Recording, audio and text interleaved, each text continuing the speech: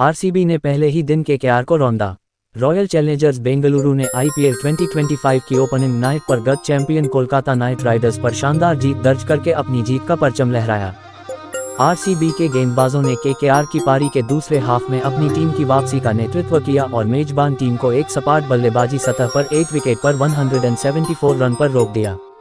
लक्ष्य का पीछा करना इतना आसान लग रहा था क्योंकि आरसीबी की नई सलामी जोड़ी फिल साल्ट और विराट कोहली ने विस्फोटक अर्धशतक जमाकर चैंपियन को करारी हार का सामना करना पड़ा। मैच कहां जीता गया? यह मैच पावरप्ले में जीता गया। दोनों टीमों ने पावरप्ले में बहुत अच्छा स्कोर बनाया, लेकिन अंतर अभी भी 20 रन का है। इसे और कम करने के लिए केकेआर को अपनी शुरुआत पर पछतावा होगा, क्योंकि उनके सलामी बल्लेबाज पहले 3 ओवरों में गेंद को दूर रखने के लिए संघर्ष कर रहे थे, जहां उन्होंने केवल 9 रन बनाए, जबकि वे पावरप्ले में 60 रन बनाकर आउट होने में सफल रहे। आरसीबी ने 6 ओवर के बाद 80/0 का स्कोर बनाया। कोलकाता नाइट राइडर्स पावरप्ले 2 हिस्सों की कहानी।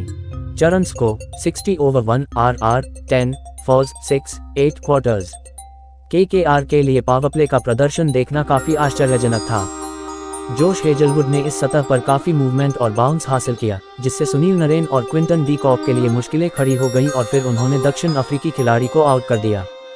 3 ओवर के बाद केकेआर का स्कोर 9 ओवर 1 था। खास तौर पर नरेन 11 गेंदों पर 5 रन बनाकर खेल रहे थे। हालांकि अजिंक्य रहाणे ने पूरी ताकत झोंक दी और पारी के चौथे ओवर में ऋषिक सलाम की गेंदों पर 2 छक्के और 1 चौका जड़ दिया। नरेन ने कृणाल पंड्या के खिलाफ अगले ओवर में रिलीज शॉट लगाया, जिसके बाद रहाणे ने लगातार बाउंड्री लगाते हुए केकेआर को पावरप्ले के दूसरे हाफ में 41 रन बनाने में मदद की। मध्य ओवर टीमों के बीच मुकाबला। चरण score 85 quarters RR 9.44 falls 6 8 thirds. अगर पावरप्ले पूरी तरह से रहाणे के नाम रहा तो बीच के ओवरों में नरेन ने खराब शुरुआत से उबरते हुए वापसी की। नरेन के आउट होने के बाद आरसीबी को कृणाल को रोकने के लिए मजबूर होना पड़ा, लेकिन सलामी बल्लेबाज ने सुयश शर्मा की गेंद पर एक्स्ट्रा कवर पर एक बड़ा छक्का जड़ा और फिर 1 रन के लिए मैदान में उतरे। रहाणे ने लेग स्पिनर को मिड विकेट पर छक्का लगाकर आईपीएल 2025 का पहला 50 रन भी पूरा किया। नरेन ने सलाम को भी नहीं बख्शा, जिन्होंने 25 में से 44 रन बनाए। इससे पहले कि तेज गेंदबाज आखिरकार खतरनाक साझेदारी को तोड़ने में सफल रहे।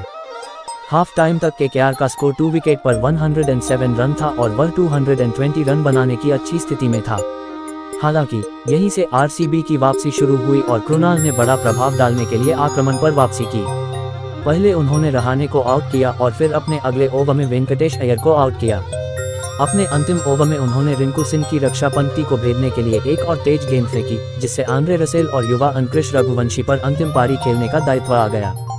डेथ ओवर आरसीबी का स्वप्निल अंत। चरण score 29 thirds RR 5.8 falls 6 2 over 1। सुयश, जिन्होंने तब तक एक कठिन रात बिताई थी, अपने अंतिम ओवर के लिए वापस आए क्योंकि आरसीबी ने कृणाल की सफलता के बाद स्पिन गेंदबाजी जारी रखी। ये चाल काम कर गई क्योंकि सुयश ने रसेल के स्टंप को हिलाने के लिए एक अच्छी तरह से छिपी हुई गुगली फेंकी। ये घरेलू टीम के लिए एक बड़ा झटका था क्योंकि आरसीबी ने शानदार अंदाज में पारी का अंत किया। हेजलवुड उस वापसी में सबसे आगे थे क्योंकि उन्होंने अपने अंतिम 2 ओवरों में सिर्फ 15 रन दिए। हेजलवुड ने रमनदीप सिंह को अंतिम ओवर में स्ट्राइक से वंचित रखा और केकेआर को निराश किया क्योंकि वे स्लॉग ओवरों में सिर्फ 29 रन ही बना पाए। पावरप्ले ईडन में साल्ट का दबदबा कायम। रेड में चरण score 80/0 RR 13.33 falls 6 10 quarters. Eden के दर्शक अब साल्ट को पागल होते हुए देखने के आदी हो चुके हैं। उन्होंने केकेआर के खिताब जीतने के अभियान में नरेन के साथ रोमांचक ओपनिंग साझेदारी की। हालांकि इस बार भी वे विपरीत खेमे से ऐसा ही कर रहे थे। उन्होंने कवर ड्राइव से लक्ष्य का पीछा करना शुरू किया, जो एक चौका गया और फिर वैभव अरोड़ा को एक शानदार ओवर में आउट कर दिया, जिसमें उन्होंने 2 चौके और 1 छक्का लगाया। अगर यह पर्याप्त नहीं था तो उन्होंने वरुण चक्रवर्ती का स्वागत करने के लिए एक शानदार आक्रमण के साथ घरेलू दर्शकों को चौंका दिया, जिसमें उन्होंने 4 6 4 4 रन बनाए। कोहली भी पीछे नहीं रहे और उन्होंने स्पेंसर जॉनसन की गेंदों पर एक जैसे छक्के लगाए। आखिरकार आरसीबी ने पावरप्ले में 80 रन बनाकर मुकाबले को लगभग खत्म कर दिया। मध्य ओवर पाटीदार पार्टी में शामिल हुए। चरण score 77 halves RR 8.55 falls 6 8 halves. Salt ने पहले 6 ओवर के तुरंत बाद अपना अर्धशतक पूरा किया और केकेआर के स्पिनर अब धीरे धीरे रन रेट को वापस लाने में सफल रहे। हालांकि यह अभी भी पर्याप्त नहीं था क्योंकि उन्हें विकेटों की जरूरत थी। चक्रवर्ती ने साल्ट को कैच आउट कराने के लिए मजबूर किया, जिससे केकेआर को राहत मिली और देवदत्त पडिक्कल ने डीप मिड विकेट पर तैनात क्षेत्ररक्षक को पाया। हालांकि कोहली ने अपना दबदबा जारी रखा और चक्रवर्ती को लॉन्ग ऑन पर एक और छक्का लगाया और अंततः सिर्फ 30 गेंदों पर अपना अर्धशतक पूरा किया। इस चरण के अधिकांश समय के लिए आरसीबी का रन रेट 6 से ऊपर रहा, लेकिन कप्तान रजत पाटीदार ने एक आकर्षक कैमियो के साथ इसे बड़ी बढ़त दिलाई। नरेन को लॉन्ग ऑन पर आउट करने के बाद पाटीदार ने हर्षित राणा को एक ही ओवर में 4 चौके लगाकर क्लीन बोल्ड कर दिया।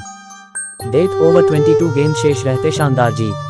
चरण का स्कोर 1.2 ओवर में 20 ओवर 1 RR 15.03 4 6 3 ओवर 1। खेल को जल्दी खत्म करने की कोशिश में एक और बाउंड्री लगाने के बाद पाटीदार ने डीप में एक फील्डर को आउट किया और 16 गेंदों में 34 रन बनाकर आउट हो गए। हालांकि उन्होंने काफी नुकसान पहुंचाया था, क्योंकि केकेआर के पास वापसी की कोई उम्मीद नहीं थी। इस समय तक कोहली पीछे की सीट पर थे, क्योंकि लियाम लिविंगस्टोन खेल को जल्दी खत्म करने के इरादे से बाहर चले गए थे। संक्षिप्त score: Kolkata Knight Riders 20 over में 174 8, अजिंक्य रहाणे 56, सुनील नरेन 44, कृणाल पंड्या 329, रॉयल चैलेंजर्स बेंगलुरु से 16.2 ओवर में 177 thirds, Virat Kohli 59, Phil Salt 56, Sunil Narine 127 से 7 विकेट से हार गए।